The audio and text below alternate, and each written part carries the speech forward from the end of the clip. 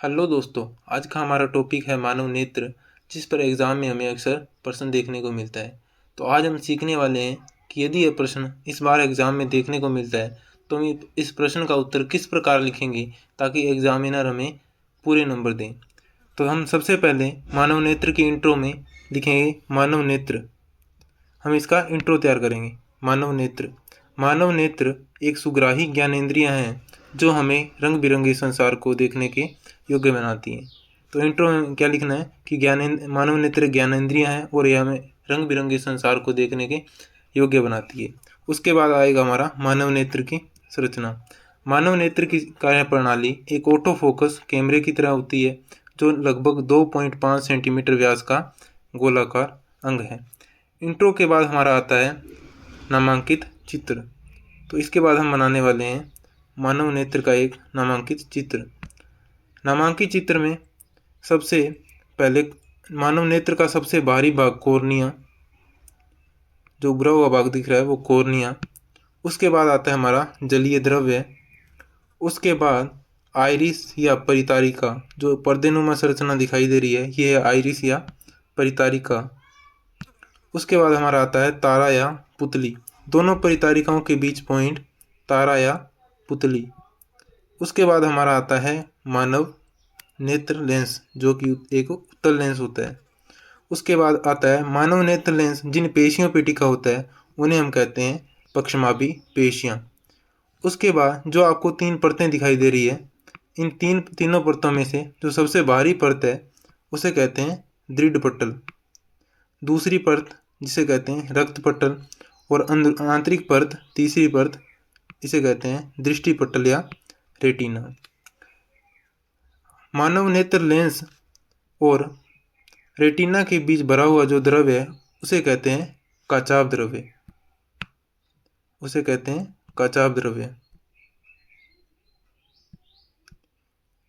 वो हमारा हो जाएगा काचाभ द्रव्य। उसके बाद ऐसा बिंदु जिस पर वस्तु का प्रतिबिंब स्पष्ट प्रतीत होता है या स्पष्ट प्रतिबिंब बनता है उस बिंदु को कहते हैं पीत बिंदु।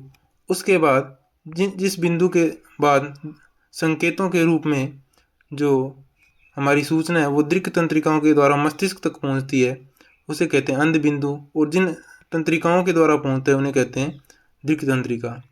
तो इसके बाद नामांकित चित्र के बाद हम एक एक पॉइंट को अलग अलग डिस्क्राइब करेंगे। तो मानव नेत्र के सबसे तीनों परतों में से सबसे पहली परत को उठाते हैं दृढ़ पटल या श्वेत पटल।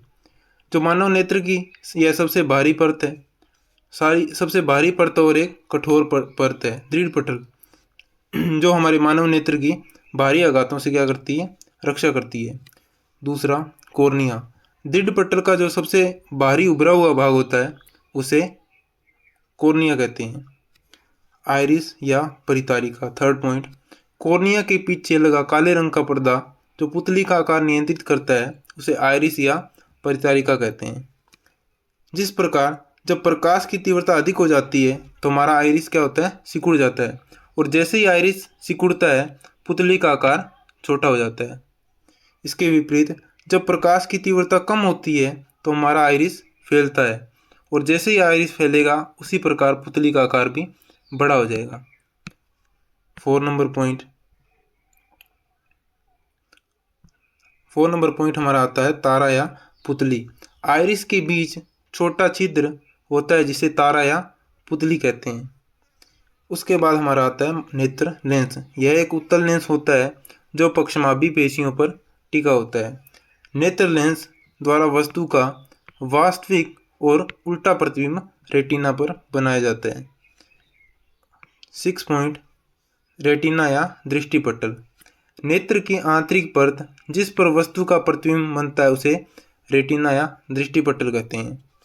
कोई वस्तु का प्रतिबिंब स्पष्ट दिखाई देता है यदि वह किस बिंदु पर बने, यदि वह पीत बिंदु पर बनता है।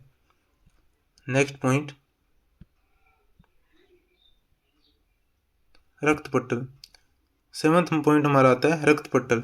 नेत्र की यह वह परत जिस पर रक्त वाहिकाएं पाई जाती है, यह आंख की रेटिना को ऑक्सीजन व पोषण प्रदान करती है, उसे कहते हैं रक्त पटल। 8वां पॉइंट, जलीय द्रव्य। कॉर्निया व नेत्र लेंस के बीच भरा हुआ द्रव्य जलीय द्रव्य कहलाता है। इसके उच्च दबाव से आंख गोलाकार बनी रहती है। तो आंख की गोलाकार आकृति जलीय द्रव्य के कारण होती है। जब जलीय द्रव्य भरा होता है तो जलीय द्रव्य के उच्च दबाव के कारण जो मानव नेत्र लेंस है वो एक गोलाकार आकृति में रहता है। नेक्स्ट, काचाभ द्रव्य। नेत्र लेंस और रेटिना के बीच जो लिक्विड भरा होता है, द्रव्य भरा होता है, उसे काचाभ द्रव्य कहते हैं।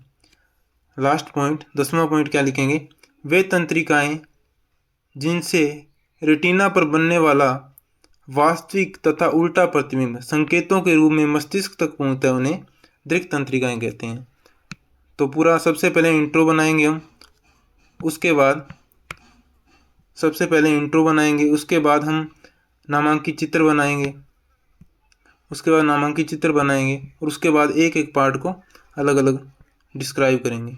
तो इस प्रकार अगर हम इस प्रश्न का उत्तर देते हैं तो हमें फुल मार्क्स में मिलते हैं, और अक्सर यह प्रश्न 3 नंबर में अपने को देखने को मिलता है। तो यदि इस बार यह प्रश्न देखने को मिलता है तो आप इस प्रश्न का उत्तर इस प्रकार देंगे। धन्यवाद।